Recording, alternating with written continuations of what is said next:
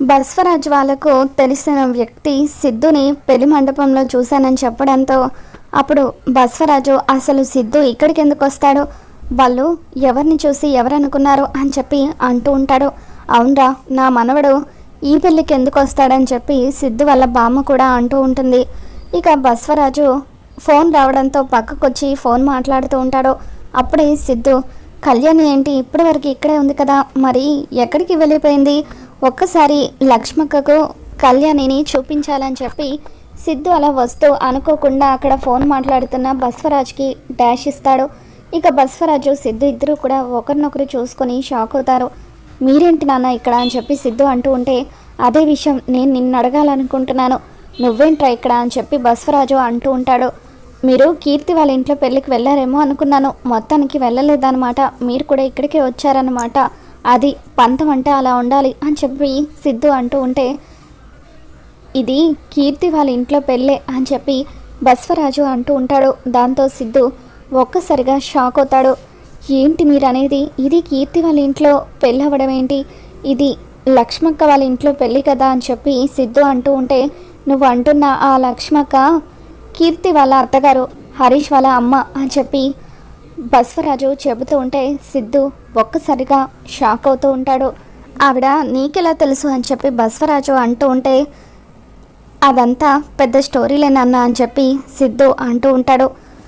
సిద్ధుని ఎలాగైనా సరే ఇక్కడ నుండి పంపించాలి, లేదంటే ఆ తులసి యాక్సిడెంట్ చేసింది సిద్ధుని అన్న విషయం కనిపెట్టేస్తుంది అని చెప్పి, రే సిద్ధు, తెలియకుండా ఈ పెళ్ళికి వచ్చావు, ఇప్పుడు ఇది కీర్తి వాళ్ళ ఇంట్లో పెళ్ళని తెలిసింది కదా, మరి నువ్వెందుకురా ఇక్కడ, వెళ్ళిపో అని చెప్పి బస్వరాజు అంటూ ఉంటే, అప్పుడు సిద్ధు మనసులో, అమ్ము ఇప్పుడు ఇక్కడ నుండి వెళ్ళిపోతే కళ్యాణితో మాట్లాడడం కుదరదు, తనకి నా మనసులో మాట ఎప్పటికీ చెప్పలేను, అందుకే ఈరోజు ఎలాగైనా సరే కళ్యాణిని కలిసి నా మనసులో మాట చెప్పిన తర్వాత ఇక్కడ నుండి వెళ్ళాలని చెప్పి, నాన్న వచ్చిన తర్వాత పెళ్ళి చూడకుండానే వెళ్ళిపోతే ఏం బాగుంటుంది, పెళ్ళి చూసిన తర్వాత వెళ్తానులే నాన్న అంటూ సిద్ధు బస్వరాజు మాట్లాడుతున్నా సరే వినిపించుకోకుండా అక్కడి నుండి వెళ్ళిపోతాడు.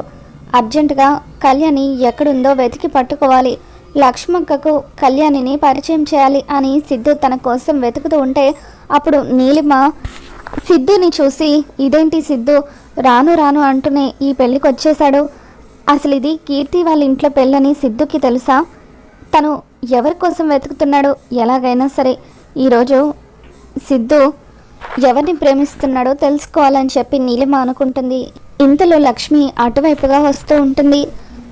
అప్పుడు సిద్ధు, అక్క నేను ప్రేమిస్తున్న కళ్యాణిని నీకు చూపించాలి, ఆగక్క అని చెప్పి అంటూ ఉంటే, మా అమ్మాయి తులసిని కూడా నీకు పరిచయం చేయాలి అని లక్ష్మి అంటూ ఉంటుంది. అప్పుడే పూలు తీసుకొని అటువైపుగా తులసి వస్తూ ఉంటుంది. తులసిని చూపిస్తూ లక్ష్మి, అదిగో బాబు సిద్ధు, నా కూతురు తులసి అని చెప్పి అంటూ ఉంటే, నేను ప్రేమిస్తున్న కళ్యాణి అక్క అని చెప్పి సిద్ధు అనబోతూ ఉంటాడు. ఇక తులసి లక్ష్మి కూతురు అన్న విషయం తెలుసుకొని, తన పేరు కళ్యాణి కాదు తులసి అన్న విషయం తెలుసుకొని సిద్ధు షాకింగ్గా చూస్తూ ఉంటే, తులసి దగ్గరికి వచ్చి ఏంటమ్మా పిలిచావని లక్ష్మితో అంటూ ఉండగా, అప్పుడు లక్ష్మి, నా తమ్ముడు సిద్ధు అని చెబుతూ ఉంటాను కదా, అదిగో అతనే, చాలా మంచివాడు అని చెప్పి లక్ష్మి అంటూ ఉంటుంది. సిద్ధు అంటే ఇతనా అని చెప్పి తులసి షాకింగ్గా చూస్తూ ఉంటుంది. అప్పుడు లక్ష్మి, బాబు సిద్ధు, నువ్వు ప్రేమిస్తున్న కళ్యాణిని నాకు చూపిస్తానన్నావు కదా, ఎక్కడ మీ కళ్యాణి అని చెప్పి లక్ష్మి అడుగుతూ ఉంటుంది. దాంతో సిద్ధు, అక్క తను నీ కూతురే కదా అని చెప్పి సిద్ధు అంటూ ఉంటాడు. అవును బాబు నా కూతురే అని లక్ష్మి అంటూ ఉంటే, అయితే నాకు కాబోయే భార్య కూడా తనే అని చెప్పి సిద్ధు అనగానే లక్ష్మి ఒక్కసారిగా షాకింగ్గా చూస్తూ ఉంటే, తులసి కోపంగా చూస్తూ, ఏయ్ పిచ్చి పిచ్చిగా మాట్లాడుతున్నావేంటి, నేను నీకు కాబోయే భార్య అవ్వడం ఏంటి అని చెప్పి తులసి అంటూ ఉంటుంది. ఇక దాంతో సారీ కళ్యాణి, సారీ తులసి, ఇప్పుడే నీ పేరు కళ్యాణి కాదు తులసి అన్న విషయం నాకు తెలిసింది, ఎన్నో రోజులుగా నీతో ఒక విషయం చెప్పాలనుకుంటున్నాను, నేను నిన్ను ప్రేమిస్తున్న విషయం మా అక్కకు ఎప్పుడో చెప్పేశాను, ఇప్పుడు అదే విషయం నీకు కూడా చెప్పాలనుకుంటున్నాను, నువ్వంటే నాకు ఇష్టం తులసి, నువ్వు ఒప్పుకుంటే నిన్ను పెళ్లి చేసుకోవడానికి నేను రెడీగా ఉన్నాను అని చెప్పి సిద్ధు అంటూ ఉంటాడు. ఇక దూరం నుండి ఇదంతా చూస్తున్న నీలిమ ఒక్కసారిగా షాక్ అవుతూ ఉంటుంది. సిద్ధు ప్రేమిస్తుంది తులసినా అని చెప్పి అలా షాకింగ్గా చూస్తూ, ఇది కూడా ఒక అందుకు మంచిదేలే, తులసి మిడిల్ క్లాస్ కుటుంబం నుంచి వస్తుంది కాబట్టి తోటి కోడలుగా నాకు ఎటువంటి కాంపిటీషన్ ఉండదు, ఇంట్లో నేనే పెత్తనం తీసుకోవచ్చు అని చెప్పి నీలిమ ఆనందపడిపోతూ ఉంటుంది. సిద్ధు అలా తులసికి ప్రపోజ్ చేయడంతో తులసి, ఏయ్ అసలు ఏం మాట్లాడుతున్నావు నువ్వు? నేను నీకు కాబోయే భార్య అవ్వడం ఏంటి? నువ్వు నన్ను పెళ్లి చేసుకోవడం ఏంటి? నా గురించి నీకు పూర్తిగా తెలుసా అసలు అని చెప్పి తులసి అంటూ ఉంటుంది. దాంతో సిద్ధు, నీ గురించి నాకు ఏమీ తెలియాల్సిన అవసరం లేదు తులసి, నీకు పెళ్ళి కాలేదు కదా, అదొక్కటే చాలు, నాకు కళ్ళు మూసుకొని నీ మెడలో నేను తాళి కట్టేస్తాను అని చెప్పి సిద్ధు, లక్ష్మక్క నువ్వైనా నీ కూతురికి చెప్పు తనని నేను ఎంతలా ప్రేమిస్తున్నానో అని చెప్పి సిద్ధు అంటూ ఉంటే, అవునమ్మ తులసి, ఇంతకుముందు తను ప్రేమించేది నిన్నే అన్న విషయం తెలియకముందు ఎన్నోసార్లు తను ప్రేమించే అమ్మాయి గురించి నాతో చెప్పేవాడు. అతని మాటల్లో నీ మీద అతనికి ఎంత ప్రేమ ఉందో నాకు తెలిసింది.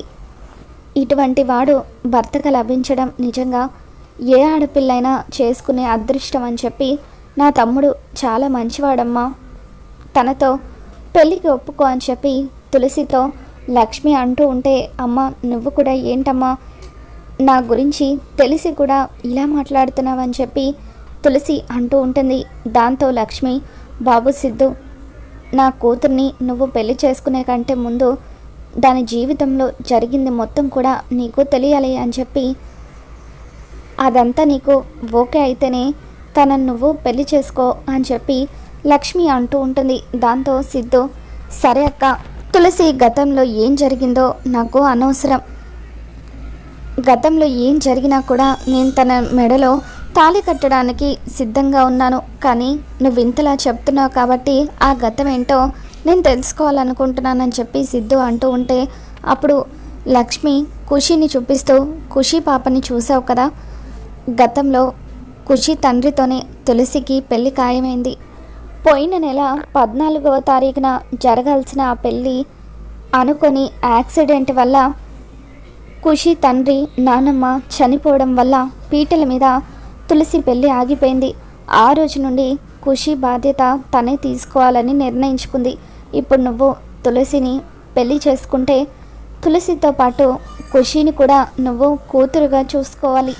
తులసికి ఇన్ని రోజులు మరొక సంబంధం కుదరకపోవడానికి ఖుషి తన జీవితంలో ఉండడం కూడా ఒక కారణమే అని చెప్పి లక్ష్మి అంటూ ఉంటుంది. ఇక దాంతో సిద్ధు, నువ్వు చెప్పింది మొత్తం కూడా నాకు అర్థమైందక్క, తులసిని పెళ్లి చేసుకున్న తర్వాత ఖుషిని నా కూతురుగా చూసుకోవడానికి నాకు ఎటువంటి అభ్యంతరం లేదని చెప్పి సిద్ధు అంటూ ఉంటాడు. ఇక దాంతో లక్ష్మి, చాలా సంతోషంగా ఉంది బాబు, ఒకసారి మీ పెద్దవాళ్ళతో కూడా మాట్లాడితే పనిలో పనిగా ఇదే మండపంలో తులసికి నీకు కూడా పెళ్ళి జరిగిపోతే మాకు అంతకంటే ఏం కావాలని చెప్పి లక్ష్మి అంటూ ఉంటుంది. ఇక దాంతో సిద్ధు కూడా ఎంతగానో ఆనందపడిపోతూ, మా అమ్మ నాన్న కూడా ఇక్కడే ఉన్నారు, ఇప్పుడే నేను వాళ్ళకి ఈ విషయం చెప్పి తీసుకుని వస్తాను అని చెప్పి సిద్ధు బస్వరాజు వాళ్ళ దగ్గరికి వెళ్తూ ఉంటే, అమ్మ ఏంటమ్మా నువ్వు ఇప్పటికిప్పుడు ఈ నిర్ణయం తీసుకోవడం ఏంటి? అసలు అతని గురించి నాకు పూర్తిగా తెలియకముందే నువ్వు అతనితో నా పెళ్లి చేయాలనుకుంటున్నావేంటి అని చెప్పి తులసి అంటూ ఉంటుంది. దాంతో లక్ష్మి, సిద్ధు గురించి నాకు బాగా తెలుసు, అతనితో పెళ్లి జరిగితే నీ జీవితం బాగుంటుంది, ఇంకా నువ్వు ఏం మాట్లాడకు తులసి, వాళ్ళ అమ్మ నాన్నల్ని తీసుకుని వస్తానని అంటున్నాడు కదా, వాళ్ళ అమ్మ నాన్న కూడా ఒప్పుకుంటే ఇదే మండపంలో జాను పెళ్లితో పాటు నీ పెళ్లి కూడా జరిపించేస్తే మాకు ఆనందంగా ఉంటుంది, నీకు కూడా ఒక తోడు దొరికినట్టు అవుతుంది అని చెప్పి లక్ష్మి తులసిని పెళ్ళికి ఒప్పిస్తుంది. మరోపక్క జై సూట్ కేసులో నుండి తన పెళ్లి బట్టలు బయటకు తీస్తూ ఉంటాడు. అలా పెళ్లి బట్టలు బయటకి తీస్తూ ఉండగా విశ్వ జానుకు రాసిన లవ్ లెటర్ బయటపడుతుంది. ఆ లవ్ లెటర్ చదివిన తర్వాత విశ్వ జానుని ప్రేమిస్తున్నాడన్న విషయం జైకి తెలుస్తుంది.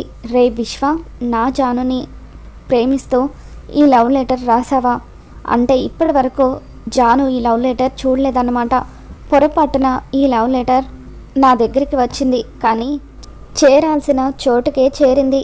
దీన్ని అడ్డం పెట్టుకొని నిన్ను ఎలా జాను ముందు పిచ్చివాడిని చేస్తాను చూడు అని చెప్పి జై అనుకుంటూ ఉంటాడు. మరి రాబోతున్న ఎపిసోడ్లో ఏం జరగబోతుందో మళ్ళీ మన ఛానల్లో తెలుసుకుందాం. ఈ వీడియో మీకు నచ్చినట్లయితే తప్ప లైక్ చేయండి.